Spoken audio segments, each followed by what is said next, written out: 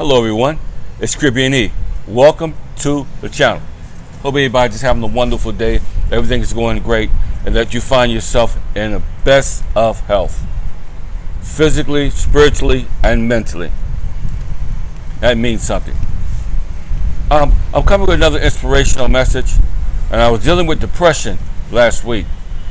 Dealing with depression. And I was saying depression is devastating because it cripples a person's life and draws him into his own tiny world of introspection. Also, it can bring him in a world of destruction. Because, we've had family members, and my wife had family members that actually took their lives because of depression. This one young man that was on my wife's side that I was speaking of was a Marine, and he had battled with depression ever since he came back. Well, he set the house on fire with him in it. And so depression is very, very real, and there's nothing to play with. I believe a woman that has been abused has depression. If she don't get help and counseling, that's all she'll ever know is abuse. So counseling means a lot, and prayer does too. But I'm going to give you some pointers on how to deal with depression. First of all, there's a way to deal with depression because depression is demoralizing. It's essential that we know how to deal with it. Let me make some preliminary observations while I'm on this subject. First, our home remedies are not effective. It's useless. It's just a whistle in the dark. Okay? Just a whistle in the dark. One must understand and know how to defeat this monster who's coming to destroy you and to kill you. We can defeat depression, but we have to go about it the right way. And there is a right way and there is a wrong way. So some attempts do not work as far as depression, nor does any good thing to engage in Operation Bootstrap. There are many times when we are emotionally low and we cannot reach our bootstraps. An author, George, said, gives his remedy for depression. He said, I read my book, and who's listening? Then I say to myself, it can't be all that bad. But somebody is listening. Second, we need to avoid overly simplifying because a Christian will not automatically solve all their problems. Christians also suffer from depression. Many pastors, many counselors, like I said on the last video, suffer from depression. Further, if depression is the result of a physical ailment, medical treatment is needed.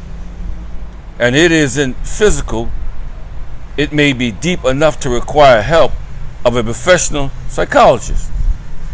But if we are Christians, we have something going for us. We need a new insight about ourselves and have experienced and undeserved love of God. That's what we have going for us, our Heavenly Father. So as we look at Scripture, we discover that God has made it possible for us to deal with real and realistic circumstances to deal with our depression.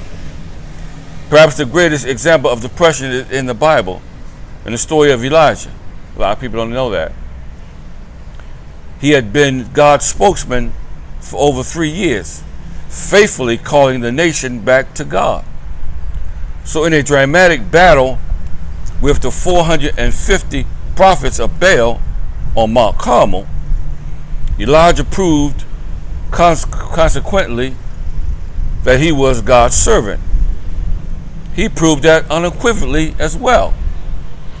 So God also affirmed Elijah by answering his prayer to send rain to break the drought. But as he returned to Jezreel before his Ahab chariot, Jezebel sent a sharp message to Elijah. And this is where the story changes. By tomorrow at this time, you will be dead. And I will personally guarantee it.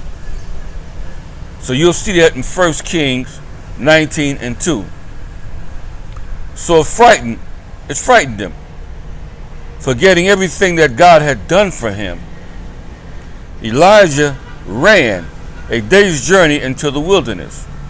It's amazing how people can quickly and fastly forget what God has done for them in the past. How can we be so forgetful?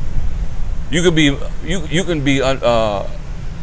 be not mindful of a lot of things, but these things you want to remember what God has already done, because this is going to help you to get through the hump. When you get through the hump, and when you get to that mountain, it's going to definitely help you. So chapter 19 of 1 Kings describes Elijah's dejection as he sat under a juniper tree in the wilderness. It is enough now, O Lord, take my life, for I am not better than my fathers. Verse 4. Elijah at his depths of depression. A prophet like Elijah, a very famous prophet, dealing with depression.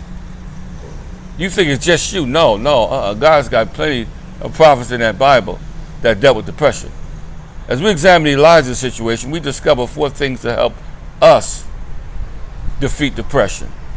First, get away for a rest. Sometimes we need a rest from the situation. I'm glad that when I worked for this company that I worked for 29 years, I was working 4/10s. So I would work Tuesday, Wednesday, Thursday, Friday. Then I would have Saturday, Sunday, and Monday off. That was a good time for me just to kind of get away and just relax and rekindle my thoughts, and get myself together and deal with them devils, and I had to go back in there on Tuesday. Okay? But even a longer vacation would have been even better. Because sometimes you just need that time to recover. I'm telling you. You go through something traumatic on your job, you need time. Okay? So this is what Elijah did. After doing a mighty work for God and running several miles, he was physically exhausted. Now in life, sometimes you can be physically exhausted, you can be mentally exhausted as well. I don't know which is the worst, but either way, you need to stop for a second and collect yourself. So he had been so busy caring for the spiritual needs of the nation, Elijah, that he neglected his own. Exhausted, he fell asleep under the juniper bush and had to be awakened twice by an angel. After a good rest and food, he got up and had enough strength to travel 40 days and nights to Mount Horeb. Things haven't changed much since Elijah's day. Many people still grow weary from well-doing. I love that scripture. Be not weary in well-doing, for in due season you shall reap if you faint not. I love that scripture, Galatians 6:9. I love it. So what begins as a fun, a joyful ministry often becomes a weary grind. So when this happens, it does us good to get away for an unhindered period of time. Unhindered period of time. Often a good night's sleep away from a problem will do wonders for our mental attitude. Second, get your frustrations off your chest. Okay, Elijah traveled additional 40 days because he had came to the cave of Horeb. And there the Lord came to him and said, "What are you doing, Elijah?" In effect, God was saying, Elijah, tell me what's bothering you. What's your problem? What's happening? Sometimes we just need somebody to talk to. Okay? And God is the greatest person that you can ever get to have a conversation with. And Elijah took this opportunity to pour out his frustration. Lord, he said, they didn't appreciate a thing that I did. Even when the drought was broken, they were against me. In fact, they were overlooking me for now to kill me. Okay? So furthermore, I am the only one left who is your servant, and it looks like I'm wasting my life. So it's no use living anymore, he said, and I might as well just die and get it over with. Have you ever had a day like that? So Elijah poured out the venom that was poisoning his soul. Sometimes you need to get rid of that stuff that's in you. Talk to a trusted friend, a counselor, pastor, or somebody that's on staff, that you can get that poison out of your system. Okay? Because there's some folks that poison you all the time on your job, your work. Some people are in church. The devil comes in sheep's clothing, but inwardly he's still a raving wolf. The devil could be anywhere at any time to take you out, and that's his job. But you got to be strong in the Lord and the power of his might. Put on the whole armor of God that you may be able to stand against the wiles of the devil, and tell yourself that I can do all things through Christ that strengthens me. For greater is he that is in me than he that is in the world. So without realizing it, wow, he was just frustrated. But he became open to God to tell God what his problem was. God is interested in the things that bother us. He really is. And he understands our problems rather than condemn us. He wants to help us to overcome our infirmities. Our infirmities. However, if you think it's strange to tell God your problem, then tell an entrusted friend, someone who has your back, or a medical physician, a profession person, like a psychologist. Okay?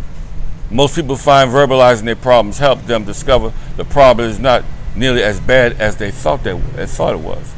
But God knew this and encouraged Elijah to get his frustrations out in the open.